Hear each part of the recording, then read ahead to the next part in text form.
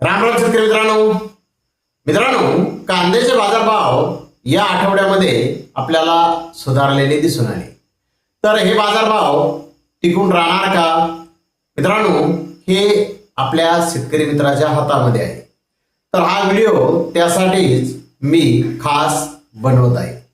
मित्रांनो, आता आपण पाहिलं की देशभरामध्ये कांद्याचे दर हे सुधारलेले आहेत आणि सगळीकडे जर आपण पाहिलं तर सर्वच मार्केटमध्ये जास्तीत जास्त दर दाखवण्याचा सध्या प्रयत्न हा व्यापाऱ्याकडून करण्यात येत आहे.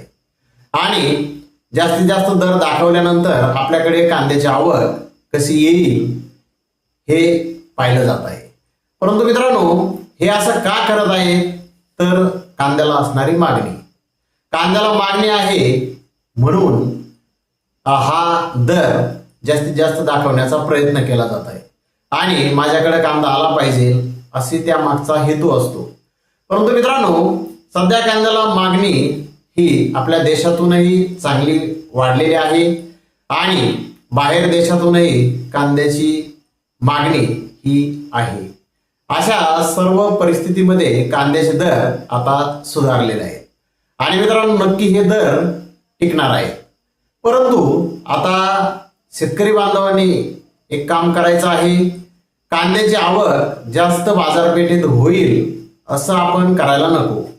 आपण थोडा टप्प्याटप्प्याने आपला कांदा बाजारपेठेमध्ये पाठवा, जेणेकरून आपल्याला हा जो भाव आहे तो भावही मिळेल आणि जास्त कांद्याची आवकही होणार नाही.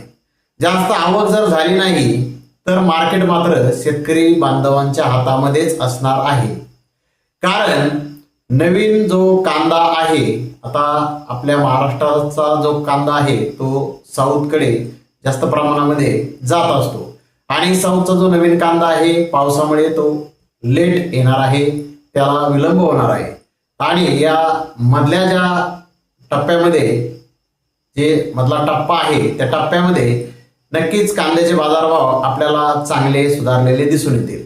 मित्रांनो, आता उत्तरेकडूनही कांद्याला मागणी आहे, उत्तरेकडेही कांद्याचे बाजारभाव सुधारताना दिसत आहेत. आपण इंदोर मंडी पाहिलं, दिल्ली आझादपूर मंडी पाहिलं, हे मेन मार्केट जर पाहिलं तर तिथेही कांद्याच्या दरामध्ये सुधारणा झालेली दिसून येत आहे.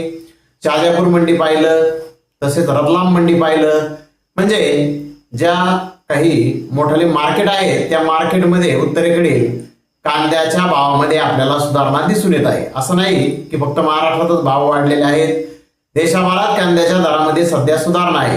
कारण कांद्याला मागणी आहे, स्टॉकच्या कांद्याला तर चांगली मागणी आहे.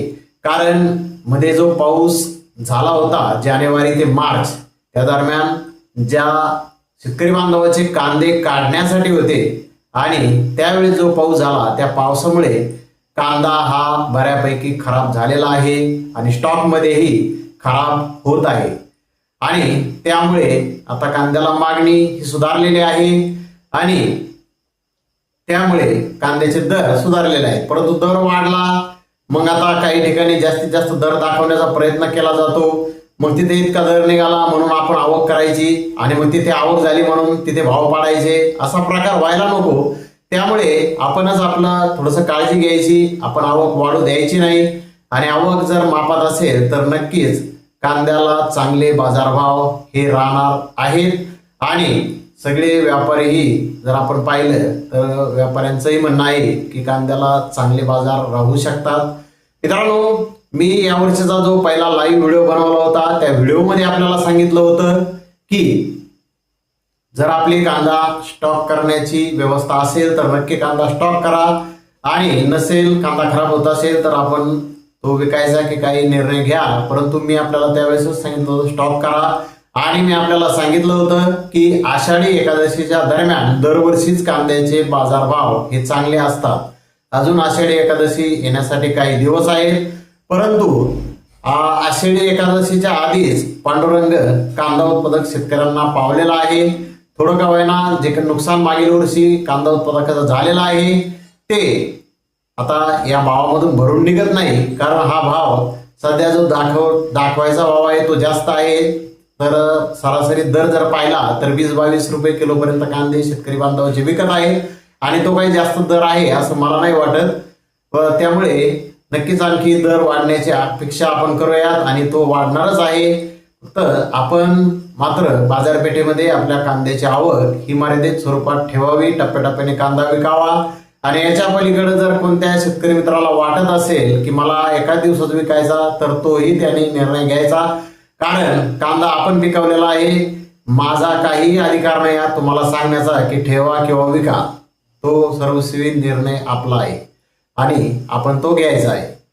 तर मी जी माहिती दिली ती आपल्याला आवडली का, योग्य माहिती होती का, कमेंट बॉक्समध्ये नक्की त्याबाबत प्रतिक्रिया कळवा. तर धन्यवाद मित्रांनो, आपण माझा व्हिडिओ शेवटपर्यंत पाहिल्याबद्दल. व्हिडिओ आवडल्यास लाईक करा, शेअर करा.